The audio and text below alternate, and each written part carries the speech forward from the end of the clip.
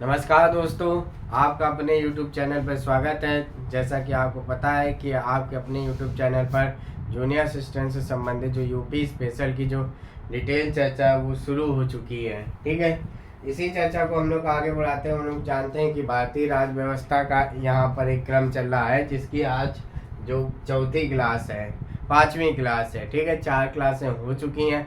आप जरूर जाए प्ले लिस्ट में जाकर, वहाँ जाकर ये चारों क्लासें जरूर देखें। हम लोगों का टॉपिक क्या चल रहा है, देखिए सबसे पहले राज्य व्यवस्था चल रही है, फिर हिसाब से हम लोग भूगोल पढ़ेंगे, फिर उस हिसाब से हम लोग उसका इतिहास पढ़ेंगे, इकोनॉमी पढ़ेंगे। इस हिसाब से हम लोग यूपी की राज्य व्यवस्था संबंधित जो क्लास है, जो यूपी स्पेशल डिटेल चर्चा है, उसको हम लोग ख़त्म करेंगे। चलिए हम लोग शुरुआत करते हैं। कहाँ पे आपने पीछे के दिनों पढ़ा होगा तो हमारा राज्यपाल खत्म हो चुका है, मुख्यमंत्री खत्म हो चुका है, मंत्रिपरिषद खत्म हो चुकी है, विधानसभा खत्म हो चुकी है। आज ये 5वीं क्लास है, इसके बारे में हम लोग चर्चा करेंगे। किसके बारे में? विधान परिषद के बारे में हम लोग चर्चा करेंगे। चलिए शुरुआत करते हैं सबसे पहले विधान परिषद के बारे में। तो यह संविधान के अनुच्छेद 171 के अंतर्गत विधान परिषद का उल्लेख दिया गया है। अगर आपसे पूछें कि विधान परिषद के बारे में, ठीक है ना, ये ना पूछे कि आपसे कि गठन कितने में दिया गया, समाप्ति कितने में किया दी गई। अगर आपसे ये पूछे कि विधान परिषद का उल्लेख किस में दिया गया है, तो आप बताएंगे अनुच्छेद 171 में विधान परिषद का उल्लेख दिया गया है। अब देखिए दो अनुच्छेद इसीलिए ये करते हैं कि एक तो 171, एक 169। तो 171 के बारे में क्लियर हो गया कि अगर ये पूछे कि विधान परिषद शब्द, विधान परिषद का उल्लेख, ये किसमें किया गया? 171 में। अब आता है इसका गठन एवं समाप्ति। ये एक ऐसी संसद है या ये एक ऐसा विधान परिषद है जो जिसको कभी, देखिए इसके बारे में कहा जाता है, जिसको कभी भंग नहीं किया जा सकता लेकिन समाप्त किया जा सकता है। ये क्वेश्चन कई बार पूछा जा चुका है कि ऐसा कौन सा सदन है जिसको कभी भंग नहीं किया जा सकता है लेकिन समाप्त कर दिया जा सकता है, तो वह है विधान परिषद। ये क्वेश्चन कई बार पूछा गया है। अब इसका गठन या समाप्ति संबंधित अनुच्छेद कौन सा है? वह है 169। कौन? 169 यानी कि 169। इस चीज को आप ध्यान रखिएगा। अब यही बोला कि यह एक अनिवार्य सदन नहीं है, यानी कि इसको खत्म भी किया जा सकता है। जैसे विधान परिषद का वो विधानसभा के सदस्यों ने देखा कि अब इसका कोई काम नहीं रह गया है, वैसे भी मैं बताऊं विधान परिषद का कुछ काम ही नहीं है। ये जहाँ पर है सिर्फ और सिर्फ मनी वेस्टेज है, बाकी कुछ नहीं इसका काम है। आप ये ध्यान रखिएगा कि यह एक अनिवार्य सदन नहीं है, यानी इसको समाप्त किया जा सकता है। कौन से अनुच्छेद के अंतर्गत? तो ध्यान रखिएगा 169, 169 अनुच्छेद के अंतर्गत इसको समाप्त किया जा सकता है। या जहां पर विधान परिषद नहीं है वहां पर 169 के तहत विधान परिषद का गठन भी किया जा सकता है। चलिए कैसे गठन किया जा सकता है, अब इसके बारे में पढ़े। देखिए ये गठन कैसे किया जाएगा। तो गठन के बारे में लिखा गया है कि राज्य विधानसभा में 2/3 बहुमत से, यानी कि जहां पर अगर 90 सदस्य है तो इसमें 2/3 कितना हो जाएगा? इसका हो जाएगा 60 सदस्य। कितना?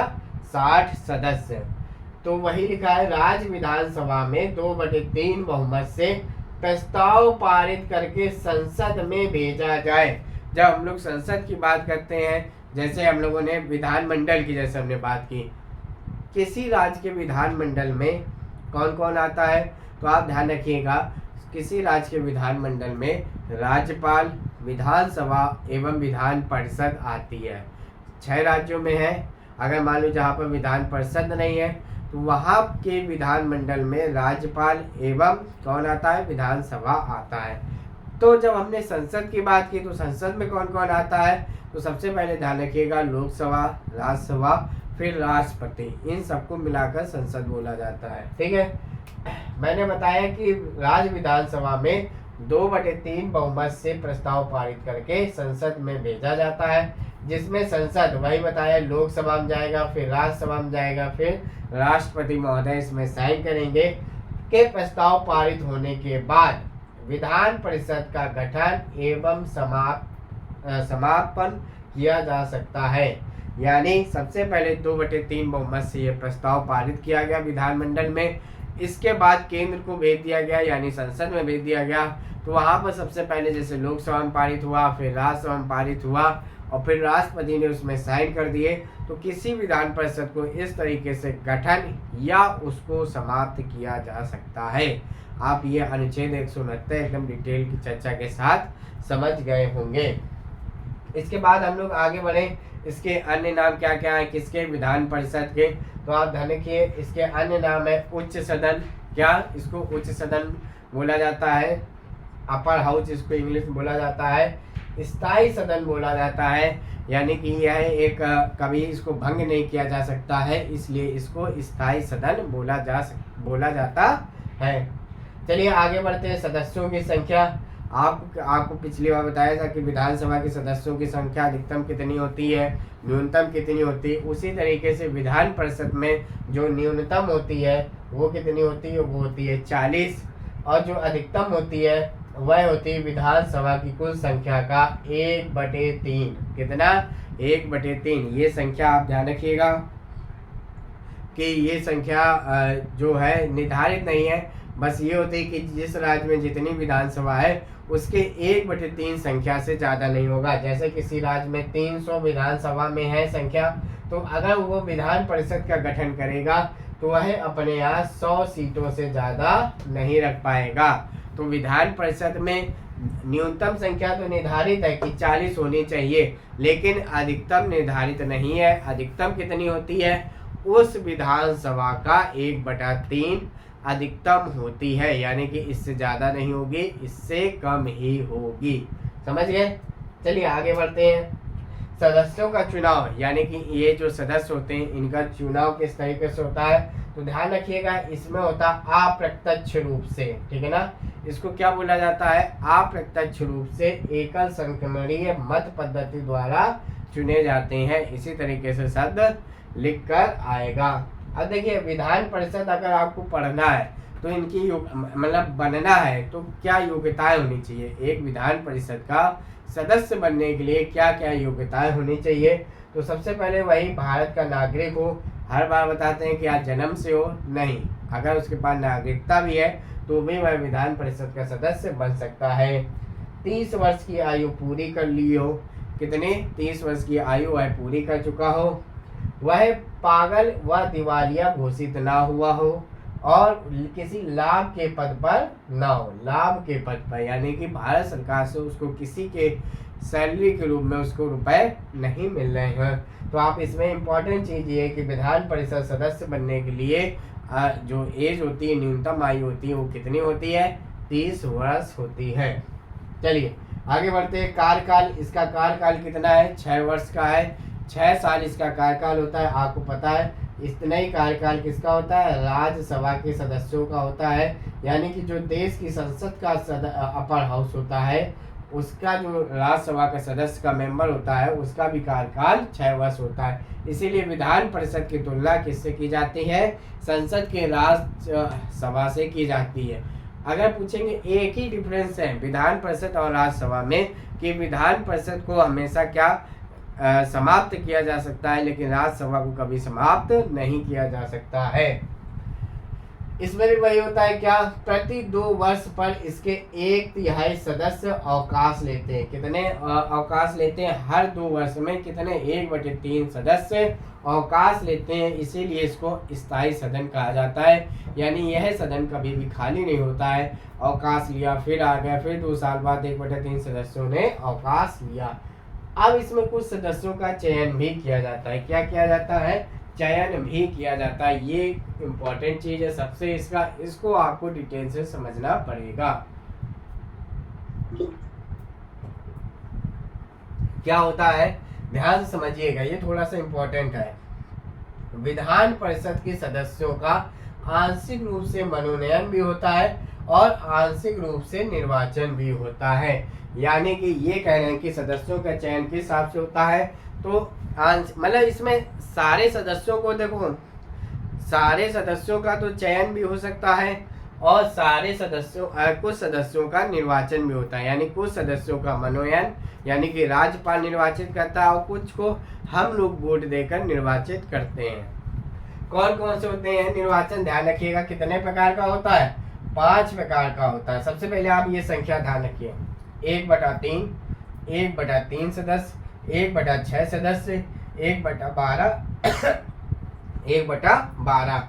तो कितने प्रकार के सदस्य हो गए, आप इनको जरूर ध्यान रखिएगा। 1/3, 1/3, 1/6, 1/12, 1/12, ये 2 बार आया, ये 2 बार आया। ये जो 1/6 है, यही बहुत बार पूछा जाता है कि राज्यपाल द्वारा मनोनीत सदस्य कितने होते हैं, तो आपको बताना है कितने, 1/6 सदस्य। ये बहुत बार पूछा जाता है क्योंकि ये 2 बार होता है, ये 2 बार होता है, तो इसी में सब लड़के अधिकतर फंस जाते हैं। अब सबसे पहले 1/3 सदस्य, ये क्या होते हैं, तो राज्य की कैसे चयन होता है, मतलब ये हम बता रहे हैं 1/3 सदस्य चयनित कैसे होते हैं, तो ये होते हैं राज्य की नगर पालिकाओं, जिला बोर्डों तथा अन्य स्थानीय संस्थाओं द्वारा निर्वाचित किए जाते हैं। कितने सदस्य, 1/3 सदस्य। इसमें सबसे इम्पोर्टेंट यही है कि 1/3 सदस्यों का चयन कहाँ से होता है, तो नगर पालिकाओं, जिला बोर्डों तथा अन्य स्थानीय संस्थाओं द्वारा निर्वाचित किए जाते हैं। अगले 1/3 सदस्य ये राज्य विधानमंडल के सदस्यों पर आधारित निर्वाचक मंडल द्वारा निर्वाचित किए जाते हैं। यानी कि जो राज्य विधानमंडल में विधायक जी बैठे हैं, उनके द्वारा निर्वाचित किए जाते हैं। कितने सदस्य, 1/3 सदस्य। लिख जरूर लीजिएगा, नहीं तो ये समझ में नहीं आएगा। आगे बढ़ते हैं, 1/6 सदस्य। कितने, 1/6 सदस्य। तो ध्यान रखिएगा ये राज्यपाल द्वारा मनोनीत किए जाते हैं, वेरी इंपॉर्टेंट है, ध्यान रखिएगा। किसके द्वारा, 1/6 सदस्य राज्यपाल के द्वारा विधान परिषद में क्या किए जाते हैं, निर्वाचित किए जाते हैं। अब आगे बढ़ते हैं, 1/12 सदस्य विश्वविद्यालय के स्नातकों द्वारा निर्वाचित। यानी देखिए विश्वविद्यालय, जैसे आप लोगों ने बीएससी कर रखा होगा, बीए कर रखा होगा, या कोई और चीज कर रखी होगी, कुल मिला के ग्रेजुएशन होंगे, तो इनके भी चुनाव होते हैं। आपने अगर अभी किया होगा तो हर 5 साल में होते हैं, आप इनको जरूर देखिएगा, 6 साल में होते हैं, कि आपको इनको भी वोट देना पड़ता है। तभी यहाँ पे लिखा है कि आंशिक रूप से मनोनयन होता है और आंशिक रूप से निर्वाचन होता है। यानी कि जो कुछ लोगों को जो जिनका ग्रेजुएशन होता है, हो जाता, उनको वोट देने का अवसर मिलता है। ठीक है ना, मैंने तो दिया 2 बार। तो ध्यान रखिएगा कि विश्वविद्यालय के स्नातकों द्वारा निर्वाचित, जिनकी बीएससी, बीए, बीकॉम ये सब कंप्लीट कर लेते हैं जो लड़के, वो वोट देते हैं। कितने, वो लोग कितने सदस्यों को चुनते हैं, 1/12 सदस्यों को। जैसे कानपुर क्षेत्र का अलग होता है, उन्नाव क्षेत्र का अलग होता है, तो उन्नाव के आसपास जितने बीएससी किए होते हैं या ग्रेजुएशन किए होते हैं, उनको वोट डालने का मौका मिलता है। कानपुर में जितने लोग होते हैं उनको वोट डालने का मौका मिलता है। और 1/12 सदस्य ये टीचरों के द्वारा चुने जाते हैं, जो आपने सुने होंगे कहाँ पे, माध्यमिक शिक्षण संस्थाओं द्वारा निर्वाचित होते हैं। यानी इसमें जो वोट देता है वो जो टीचर होता है, किसमें, इंटर कॉलेज में हो जाता है, जो माध्यमिक स्कूल में टीचर होते हैं, उनके द्वारा भी वोट दिया जाता है। उनसे जो जीतते हैं वो भी विधान परिषद में जाते हैं। तो इस तरीके से आप ध्यान रखिएगा कि 5 प्रकार से इनका चयन होता है कि 1/3 सदस्य राज्य की नगर पालिकाओं से, 1/3 सदस्य ये क्या होता है, राज्य विधानमंडल के जो निर्वाचित होते हैं उनके द्वारा होता है। 1/6 सदस्य राज्यपाल के द्वारा निर्वाचित होते हैं। 1/12 सदस्य ये जो स्नातक कर लेते हैं, ग्रेजुएशन कर लेते हैं, उनके द्वारा वोट दिया जाता है। और 1/12 सदस्य ये जो टीचर होते हैं उनके द्वारा निर्वाचित किया जाता है।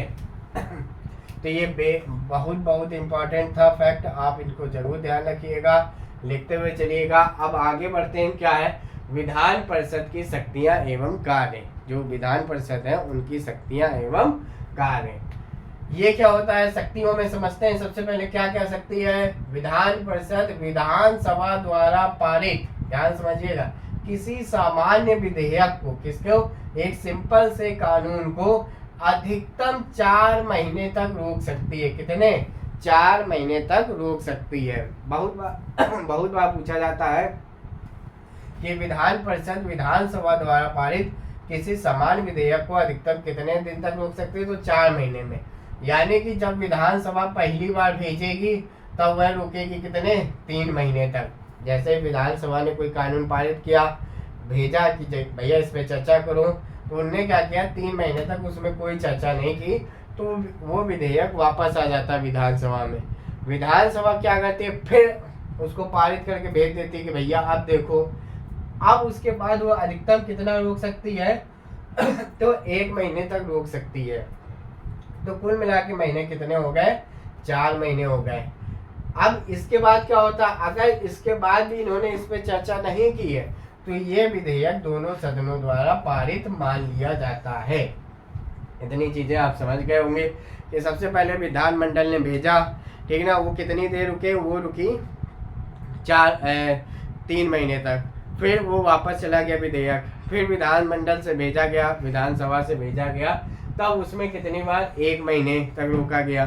तो कुल मिला के महीने कितने हो गए? 3 + 1 4 महीने तक अधिकतम रोक सकती है। इसके बीच भी अगर चर्चा नहीं की होगी तो इसके बीच में, इसके बाद में वह बिल पारित मान लिया जाता है कि जाओ भैया तुम अब आराम करो, हम पारित कर ले, पारित हो गया, हम जा रहे, ठीक है। और क्या होता है, विधान परिषद के पास जो विधानसभा द्वारा किए गए कार्य होते हैं, जो देखिए समझ गए ना, एक विधानमंडल होता है, उसमें विधानसभा होती है, विधान परिषद होती है और राज्यपाल होते हैं। तो ये विधान परिषद चल रही है, ठीक है। तो वही कह रहा है कि विधान परिषद में विधानसभा के द्वारा किए गए कार्यों का पुनरावलोकन करने की शक्ति नहीं होती। यानी कि विधानसभा ने क्या क्या कार्य किया है, यह तुम कार्य चेक नहीं कर सकते हो, ये विधान परिषद के पास ऐसी शक्ति नहीं होती है। और क्या होता है, मोस्ट इम्पोर्टेंट ये वाला फैक्ट कि विधान परिषद धन विधेयक को केवल 14 दिन तक ही रोक सकती है। धन विधेयक यानी कि जिसमें धन की बात हो, हम लोग बात करें बजट की, तो बजट एक धन विधेयक है। जब बजट जो होता है वो विधानसभा की चर्चा के बाद जब विधान परिषद में जाता है तो तुम चर्चा करो या ना करो, सिर्फ 14 दिन के लिए तुम्हारे पास समय है। 14 दिन के बाद वह पारित मान लिया जाता है। सब लिखते हुए चलेंगे तो बेहतरीन तरीके से समझ में आएगा। विधान परिषद के अध्यक्ष, विधान परिषद के अध्यक्ष, विधानसभा का अध्यक्ष कौन है आपको पता होगा। विधान परिषद के अध्यक्ष का चुनाव उन्हीं के सदस्यों के बीच से होता है। यानी कि जब टेबल लगती तो सारे जो उसमें सदस्य बैठे होते हैं उन्हीं में से एक को उठाया जाएगा कि भैया आप अध्यक्ष हैं, चले आइए। अब देखते हैं उत्तर प्रदेश में विधान परिषद की सीटों की संख्या कितनी है? 100। बिहार में बगल वाला राज्य कितनी है? 75। मत दो याद करनी, इससे ज़्यादा ना याद करो, अपने यूपी याद कर लो, बगल वाले राज्य में याद कर लो, बस ठीक। 100 अपने यहाँ है, बिहार में 75 है। इसके अलावा ध्यान रखिएगा, आपको 6 राज्य हमने बताए थे, वो कौन कौन से? एक हो गया उत्तर प्रदेश, बिहार, कर्नाटक, तेलंगाना, आंध्र प्रदेश, महाराष्ट्र, ठीक है ना। कौन कौन से हो गए? उत्तर प्रदेश, बिहार बगली बगल में, तेलंगाना, आंध्र प्रदेश बगली बगल में, ठीक है ना, महाराष्ट्र और कर्नाटक। ये चीज़ आप ध्यान रखिएगा। अब उत्तर प्रदेश में विधान परिषद की वर्तमान संरचना की बात करें जो अभी के फिलहाल चल रही है, तो ध्यान रखिएगा उसमें सभापति कौन है? कुंवर मानवेंद्र सिंह है। कौन है? मानवेंद्र सिंह इसके विधान परिषद के अध्यक्ष हैं। पहले कौन थे? सर सीताराम थे। ये लगभग आज़ादी के पहले की बात है। स्वतंत्रता के बाद कौन बना पहला? तो श्री चंद्रभाल बने। कौन? चंद्रभाल। कब? स्वतंत्रता के बाद, यानी 1947 के टाइम। सदन का नेता कौन है? तो ध्यान रखिएगा केशव प्रसाद मौर्य है। कौन है? केशव प्रसाद मौर्य। विपक्ष का नेता कौन है? तो संजय कुमार निषाद है। कौन है? संजय कुमार निषाद। केशव प्रसाद मौर्य को तो आप जानते होंगे कौन है? डिप्टी सीएम है उत्तर प्रदेश के। तो इस तरीके से ये जो आज की विधान परिषद है यह खत्म होती है, ठीक है। तो आपका ये जो पॉलिटी का है लगभग टॉपिक जो बड़े बड़े थे वो आपके खत्म हो गए हैं। आप इनको रिवाइज जरूर करते हुए चलिएगा और जब राज व्यवस्था ख़त्म होगी तो उसके बाद भूगोल चलेगी, फिर उसी तरीके से इतिहास चलेगी। सारी चीज़ें यूपी में डिटेल की चर्चा की क्लासें चलेंगी। यह आज आपको क्लास कैसी लगी आप ज़रूर बताइएगा। आप हमारे साथ ग्रुप में भी जुड़ सकते हैं, चाहे वो व्हाट्सएप ग्रुप हो या आपका वो टेलीग्राम हो। उसमें क्या होती है, जो टाइपिंग से संबंधित जो चर्चा होती है वो उस ग्रुप में होती है। डिस्क्रिप्शन में मोबाइल नंबर दिया गया है, आप ज़रूर जाकर देखें। धन्यवाद।